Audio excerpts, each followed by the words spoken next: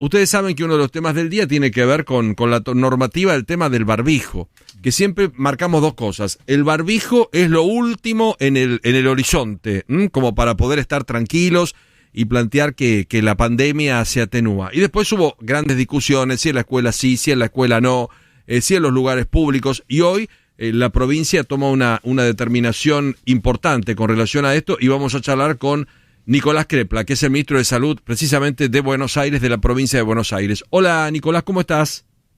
¿Qué tal? Buen día, ¿cómo estás? Bien, bien. Bueno, llegamos a ese día, ¿no? Que lo veíamos como un imposible y que lo fijábamos como la meta de llegar a esa costa algún día, ¿no?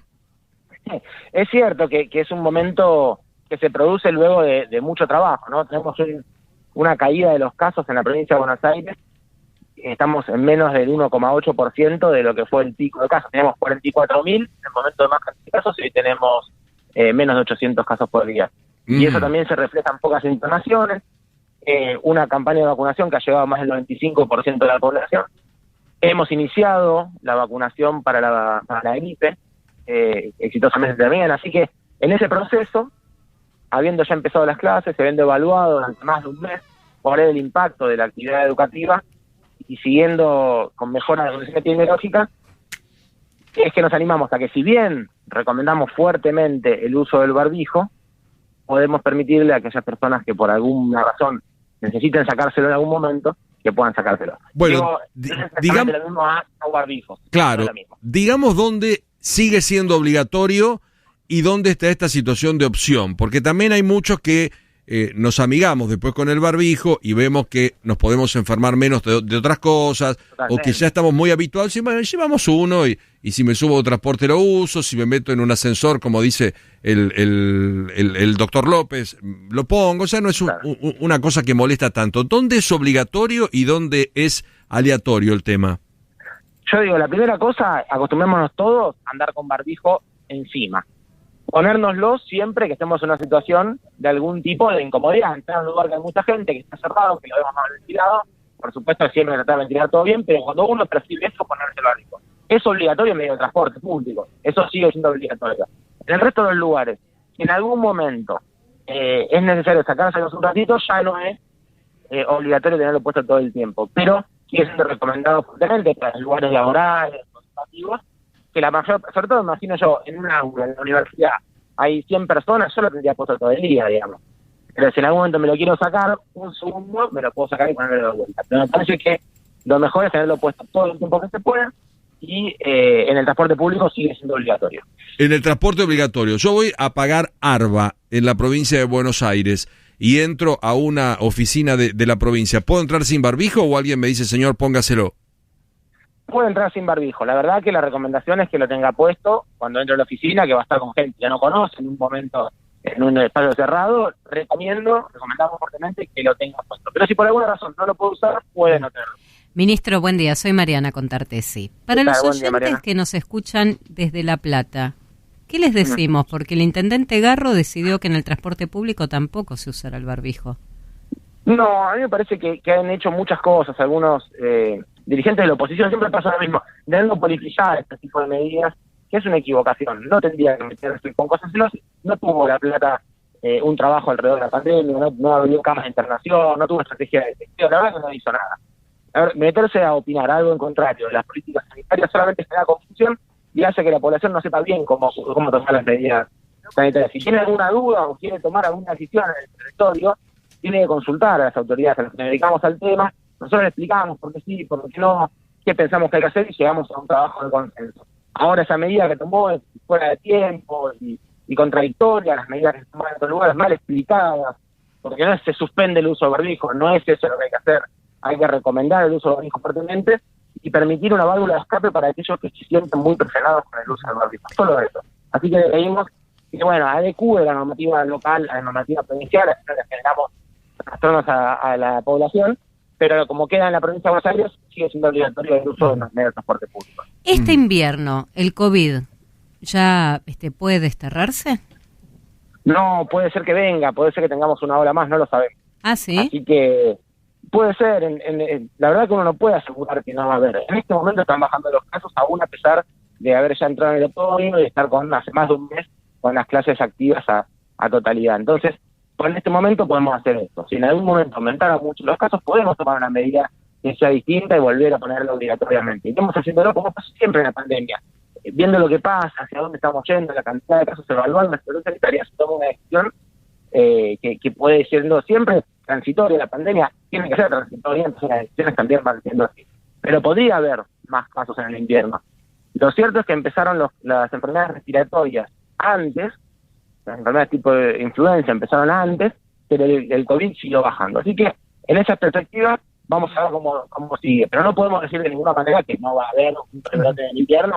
En el hemisferio norte, en su invierno, tuvieron muchos casos. Esperemos a ver qué pasa en el nuestro. ¿Y qué tiene que pasar para que se decrete el fin de la pandemia? Porque la realidad es que también hoy Migraciones determinó que se vuelve a la normalidad en el ingreso de personas, indistintamente si son extranjeras o argentinas al país. Bueno, como la pandemia es algo que tiene comportamientos distintos, pensemos que, por ejemplo, Asia ahora está en su momento mayor cantidad de casos. Tuvo una política muy restrictiva antes y ahora tiene muchos casos.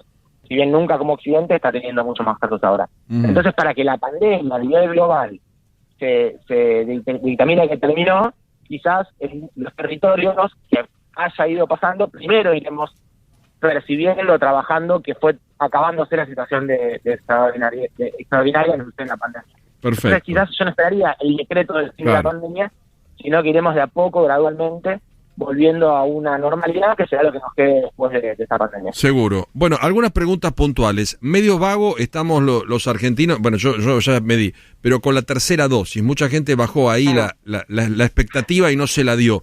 Hay que ir por la tercera sí o sí, ¿no? Sí, la tercera es muy importante, especialmente con las variantes como la Omicron, que son un poco distintas, entonces se hizo más importante la tercera dosis. Tenemos en la provincia más de 7,5 millones que se han dado, más del 45%, pero falta. Ha bajado la velocidad de vacunación, estuvimos nosotros en tiempos de 140, 150.000 por día, y estamos en 40.000 por día. Así que es necesario pedir a la población que va a darse la cuarta dosis, que sirve, que ayuda. La seguiremos dando en toda la provincia durante todo este año.